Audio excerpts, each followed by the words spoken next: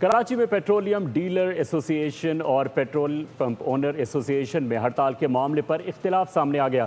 کراچی میں petrol pump مالکان petrol pump بند کرانے پر اصرار کر رہے ہیں، جبکہ پیٹرولیم ڈیلر فوری اعلان کرنے سے انکاری ہیں۔ آل پاکستان پیٹرول پمپ اونر ایسوسی ایشن نے کل رات 12 بجے سے ملک گیر ہڑتال کی کال دے رکھی ہے۔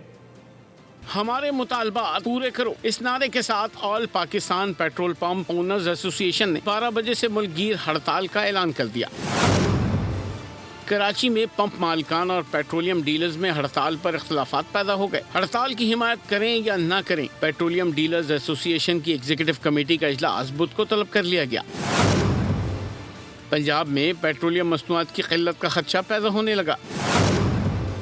صدر پاکستان پیٹرول ڈیلرز ایسوسی ایشن سینٹرل پنجاب چودھری نعمان مجید نے پیٹرول پمپ اونرز ایسوسی ایشن کی ہڑتال کی کال کی حمایت کر دی۔ چودھری نعمان مجید نے کہا، سینٹرل پنجاب کے تمام پمپس بند رہیں گے۔ حکومت ڈیلرز مارجن اور روزانہ پیٹرولیم مصنوعات کی قیمتوں کا مسئلہ فوری حل کرے۔ گڈز ٹرانسپورٹرز کے ایک گروپ نے بھی ہڑتال کی حمایت کا اعلان کر دیا ہے۔